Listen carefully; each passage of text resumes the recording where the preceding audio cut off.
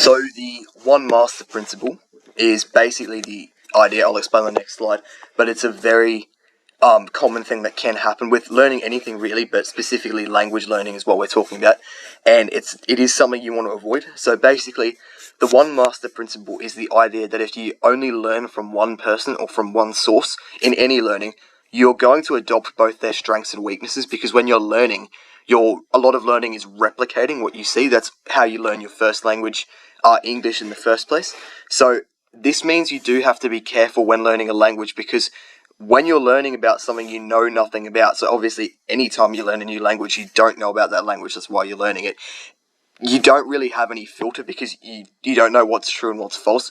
It's easy to adopt things that are incorrect. So the one master principle is something, it's not the end of the world because it can be corrected, but it is something you want to avoid. And it applies to language learning by, if you only learn from one source, say, obviously you shouldn't be doing this, but this is a common example. Say you're just on Duolingo learning a language.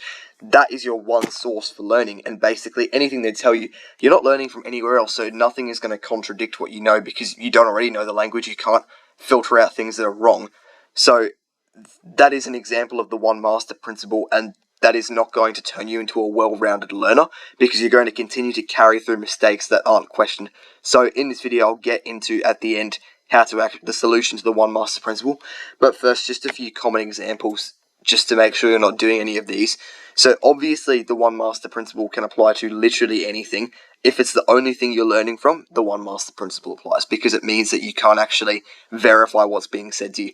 For example, if you find a list of translations, for example, a website that's giving you translations for a bunch of just learning a bunch of different words, and you don't verify them, there's no way of knowing they're actually right. And that doesn't mean, obviously, not everything's going to be like, oh, this is all completely wrong, it's all lying to you. It's not going to be like that, but just here and there, it's less so with things that are wrong, more so with things that people just do things differently in languages depending on where you're from. Like where I'm from in Australia, there's different ways to spell words in England, the United States, all that stuff, and there's different ways of pronouncing things, all that.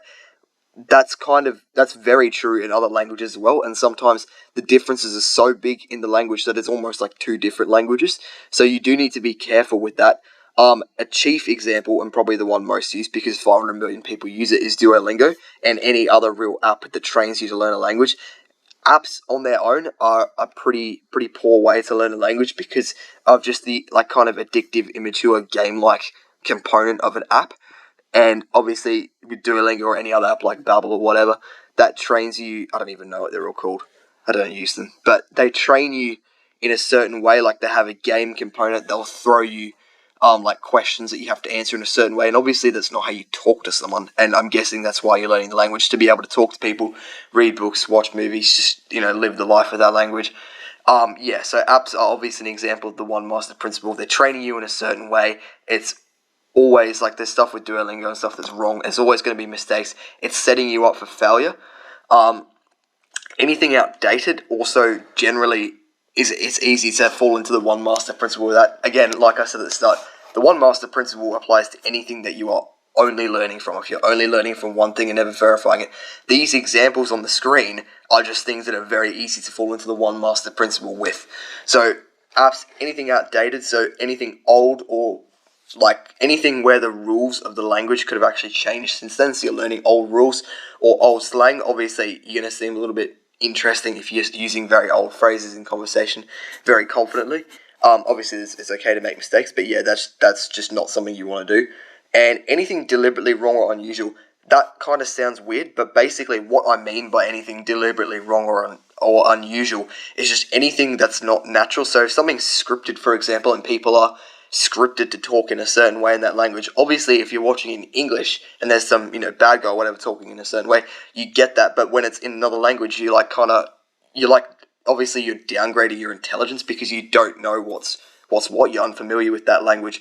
So you're not going to know really what's wrong or unusual. Like, do people actually talk like this? And even though you're not going to go and just start saying everything you hear is having an effect on you. Get that into your head. Everything you're hearing is impacting you.